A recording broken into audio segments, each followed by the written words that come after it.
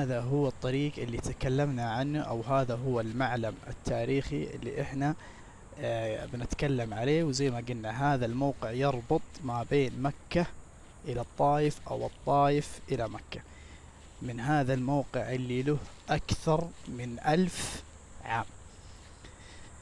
هذا هو المسار. طبعا زي ما قلنا له أكثر من 1000 سنة. احنا ما راح نصوره إلين فوق، بناخذ جزء من هذا الموقع وبنتكلم باختصار زي ما تكلمنا في السنابة أو بداية السنابة. طبعا هذا هو ممشى، أو هذا هو الطريق اللي مربوط ما بين مكة والطائف، وزي ما انتم شايفين مبني بالحجار. هذا الموقع له أكثر من 1000 عام. حلوين حلوين. قلنا انك اذا انت نازل من مكة الى الطائف تقريبا ياخذ يوم كامل، ومن الطائف الى مكة نص يوم. زي ما انتم شايفين امامكم في المقطع او في الفيديو، هذا المسار اللي كان يربط ما بين الطائف ومكة.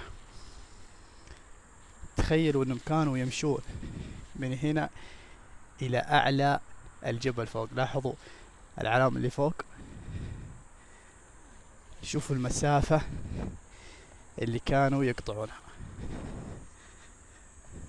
هذا احد المعالم التاريخية لها اكثر من 1000 عام.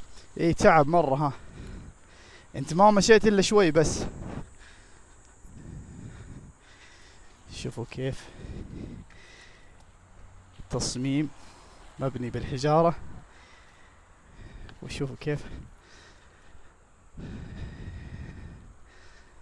طريقة ما بين الجبال. هذا الطريق المربوط ما بين مكة والطائف له أكثر من 1000 سنة.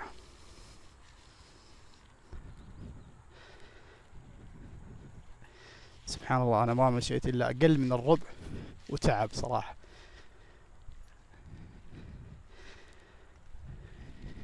كيف كانوا يمشون من مكة إلى الطائف من هنا.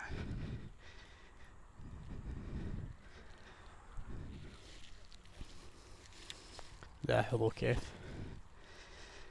سبحان الله. هذا